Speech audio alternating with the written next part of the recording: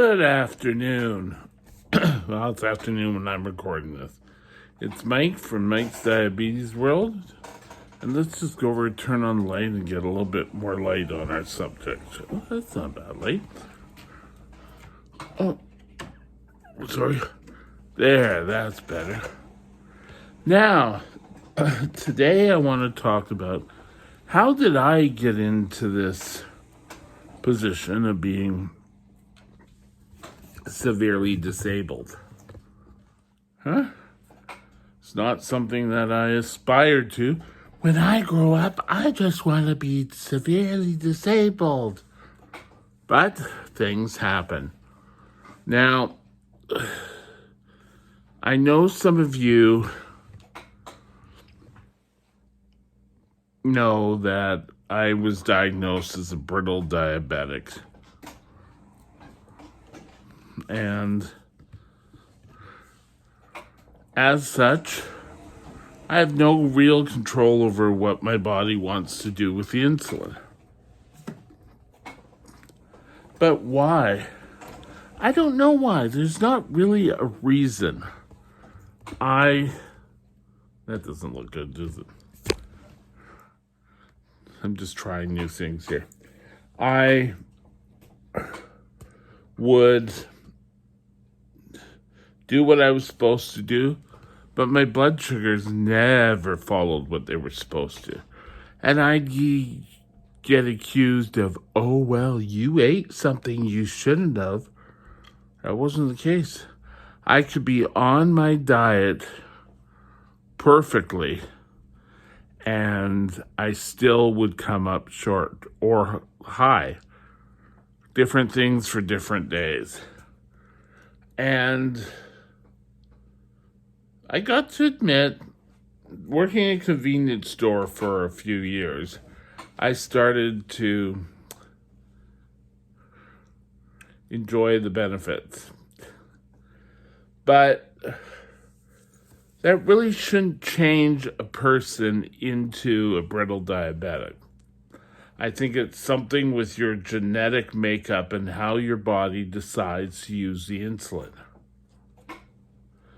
People don't understand that a lot of times it isn't what the diabetic eat. They could be coming down with a cold. They could have had a tough day at the office. I know what that's like. So don't be a little cautious when you come back with that authoritative answers. The first real sign after the brittleness was that I had real problems in standing. My mom would take me to these places to get good supportive shoes. I even had shoes made for me, and I still had severe pains. My foot and my leg would look like they were highly infected, which they weren't because they took a look at your white blood cells. Everything else was normal. Why is this? Well, I have a condition called Charcot's foot. And what that is as a diabetic, I've lost control of the nerve's ability to shut off, blood going down to my feet. So what happens is my blood flows down and it makes the bones in your foot brittle.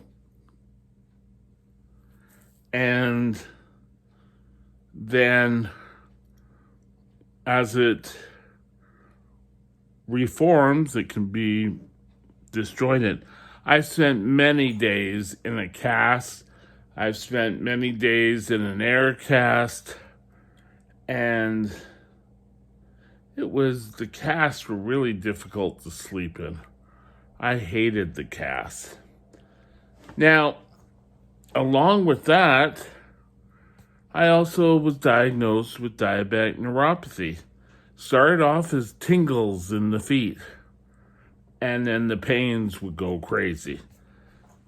Now, some of people have asked me, why are you in a chair? Well, I'm in a chair because of the diabetic neuropathy and the pain. Walking to places, walking up to catch the SkyTrain or get on the bus was real. It was quite unbearable.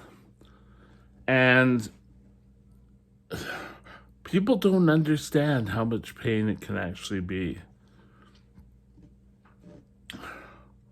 At work, my last days of work when I was at a grocery store here, I would have a chair by me that I couldn't stand up for long times. And I finally decided on my own to go into a chair. I could walk around the house, but for day-to-day things, I really needed power chair to get me moving and such. Well, trust me, years go by, and all of a sudden I really start needing the chair. And it was the last time I was in the hospital that it was real evident that I needed a chair. And I can walk using the walker, but it's still very uncomfortable. And,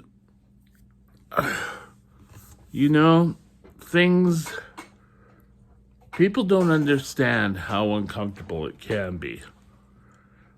They have me on gabapentin, which kind of dulls the pain. For me, it never really takes it away. I've never really been one where it made me ill, but in the hospital I can get Lyrica, and Lyrica just makes my legs feel so much better. So, if you have insurance, go for the Lyrica. I shouldn't say go, I'm not prescribing, but for me, the better choice is Lyrica. I'm just giving my own opinion. Doesn't say what your doctor will know better, so get it checked with your doctor. Don't count on me 100%. Please. So, that's what ended me up in the chair. And I have always been a big person. All through elementary school, I was quite large. When I got into grade 8, I started the year, and by the end of the year, I was quite thin. In fact, I got diabetes that year, and when I came back from being in the hospital, people thought they just had a new kid. They wouldn't believe that I was Mike. I know, right? But you have to be on top of your ailments. I don't care if it's diabetes or not, or if it's something else. You need to be on top of things and make sure things take care. I have internal problems. Well, challenges. Let's call them challenges, not problems, because I don't want this to be a downer video. But,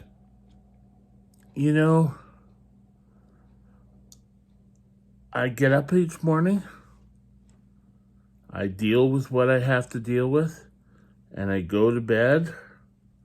And some days, there were a couple of days I just couldn't really get out of bed for whatever reason. And I know we saw that. And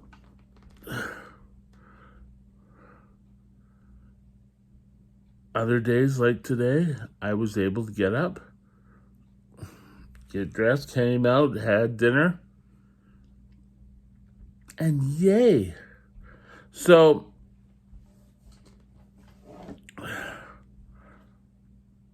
and I had diabetes, kidney problems.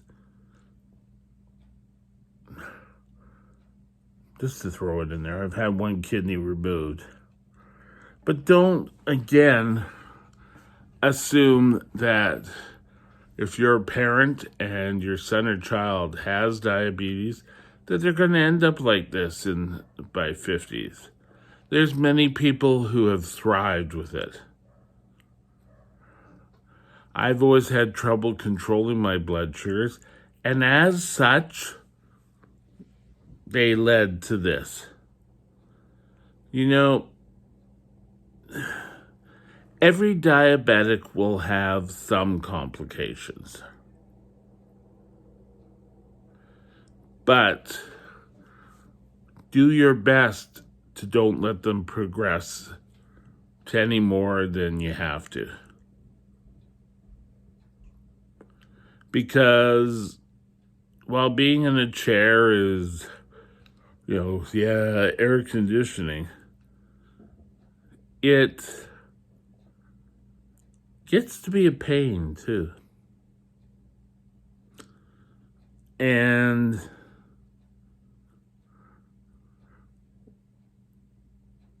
you need to be awake and know what's going on with your body. Why, for 3 days, am I getting a high blood sugar? Well, maybe you need to increase your insulin, or if you're going low, lower the insulin. But again, I have to stress, be as normal as possible. You are going to have days where you're going to be spiking because of, whatever's out there. Whatever puts stress on your body, that's going to be causing the issue. Don't let it get you down. You can't let diabetes and diabetes complications win. You're too good for that. You're a superstar. Talk to you later. Have a good night.